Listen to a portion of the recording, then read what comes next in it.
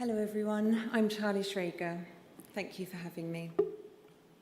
Today I'd like to share with you how I stopped chasing time in order to live.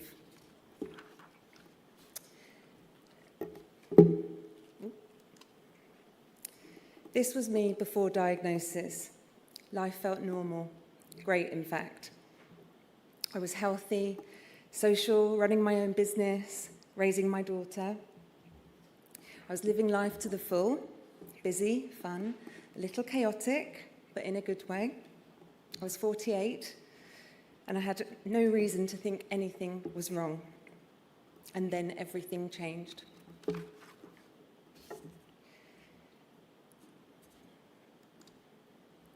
My story starts in 2022 with pain under my right rib. It came and went. My digestion changed. I knew something wasn't right. I went to my GP and I was told it might be a gastroinfection. But when they gave me the medication and when it finished, the pain came rushing back. That's when my daughter took me to A&E. After a long night of tests, a CT scan, I was admitted. A doctor told me they'd found a suspicious lump, and then came the diagnosis: cholangiocarcinoma, or bile duct cancer. In May 2022, my tumour was 4.4 centimetres, but by July, when they operated, it had almost tripled to 11.5 centimetres. I was so lucky to be eligible for surgery, because not everyone is. Surgery was brutal. Then came chemotherapy. Then the cancer came back. Then we tried a stronger combination, Gem/Cis/Durva. It didn't work. More chemotherapy. Then SIRT, a treatment that delivers radiation directly to the liver. Then more chemotherapy. It's so hard to stay positive when you're exhausted, trying to show up for loved ones, while managing all these side effects. This wasn't one battle, it was many. Eventually, I had genomic profiling done, and I've wondered so many times why this isn't done earlier. Not just for me, but for lots of patients that I speak to. My profile showed a KRAS G12S mutation, very rare for cholangiocarcinoma. And so far, as of today, there is no targeted treatment available for this mutation. So, no targeted treatment available, no standard treatments working for me. SIRT didn't do what we'd hoped. And that's when I found histotripsy, and it was a game changer. I believed it was the right next treatment for me, a non-invasive ultrasound treatment approved in the United States. I was told it was not a cure, it could extend life. So we took the risk, and I self-funded to get the treatment in the USA, as it was not yet available here in the UK at the time. My lovely liver has been through so much. But this matters. My cancer has never spread. It remains in the liver, and only the liver.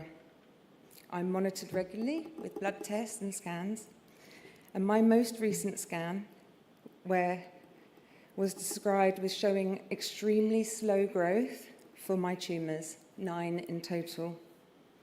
And for my cancer, that's no small thing. Living with cancer, you meet a lot of people, a lot of very good people. It's a club no one chooses to join. And I quickly realised I never heard of cholangiocarcinoma. I wanted to change that. I began working with the MMF and became part of their Faces of Cholangiocarcinoma campaign. That's me, on the right of the photograph, alongside my fellow faces, also living with this terrible disease. Some of you may recall we worked with the very famous British fashion photographer Rankin to create a series of powerful awareness-raising photographs. These were designed literally to put AMMF and the issues facing the cholangiocarcinoma community in the spotlight. And I was so proud to see that this was picked up by all major newspapers, networks, and by senior health and policy leaders in the House of Commons. Sharing my experience with histotripsy before it was available here in the UK was something my MP raised in Parliament.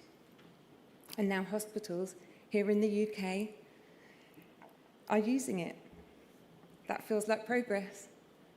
And I'm really proud to have done what I can with the time and energy that I have to help make that progress happen.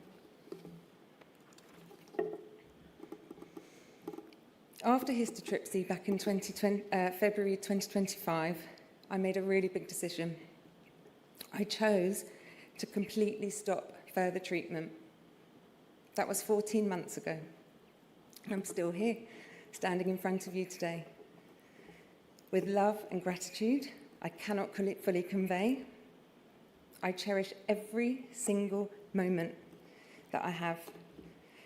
And I know that my cancer situation may not feel directly relatable to those of you that don't have it, but I really want to try and share something with you that might be. I found peace in an impossible choice. By learning to stop fighting, I have learned to start truly living. And I have also found freedom in the now that I didn't even know was possible. And that is something every single person in this room can choose, whatever you are facing. I want to thank my beautiful daughter, Izzy, my family, my friends, relatives near and far, and to everyone who supported me on my journey, and to all of you. Thank you so much for listening.